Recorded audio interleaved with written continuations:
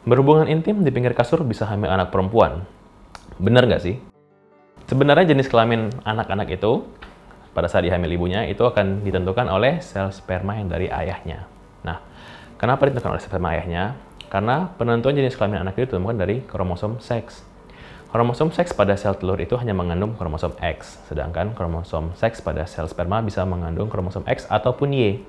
Bila kromosom seks X dari sel telur bertemu dengan kromosom X dari sel sperma, maka akan mengandung anak perempuan. Bila kromosom X dari sel telur dan kromosom Y dari sel sperma bertemu, maka akan mengandung anak laki-laki. Nah, ada beberapa mitos yang mengatakan seperti posisi berhubungan, waktu berhubungan, itu bisa mempengaruhi jenis kelamin yang dikandung. Namun sayangnya masih perlu penelitian lebih lanjut untuk membahas topik ini sendiri, sehingga saya pribadi kurang bisa merekomendasikan. Sekarang saya akan membahas tentang dua metode yang bisa digunakan oleh ibu-ibu dan bapak-bapak di rumah. Satu mungkin lebih mudah untuk dilakukan di rumah dan tidak perlu keluar ataupun konsultasi dengan dokter. Dan yang kedua akan dapat jadi pertimbangan bila nanti ibu dan ayah ingin konsultasi misalnya ke klinik kesuburan. Baik, yang pertama saya akan bahas tentang nutrisi pada ibu.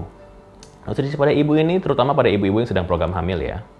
Jadi nutrisi ini sempat diteliti pada penelitian pada tahun 2010 yang menemukan bahwa nutrisi terutama mineral seperti kalsium, natrium, kalium, dan magnesium itu dapat menentukan dalam jenis kelamin anak.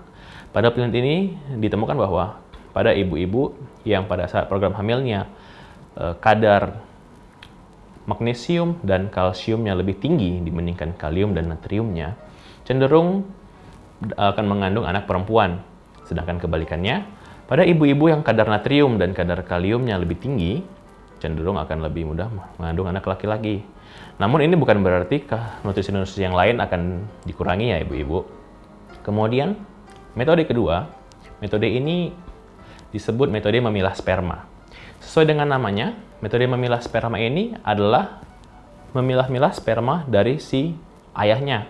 Seperti tadi sudah saya sebutkan, sel sperma bisa mengandung kromosom X ataupun kromosom Y. Maka itu akan dipilah mana yang mengandung kromosom X, mana yang mengandung kromosom Y.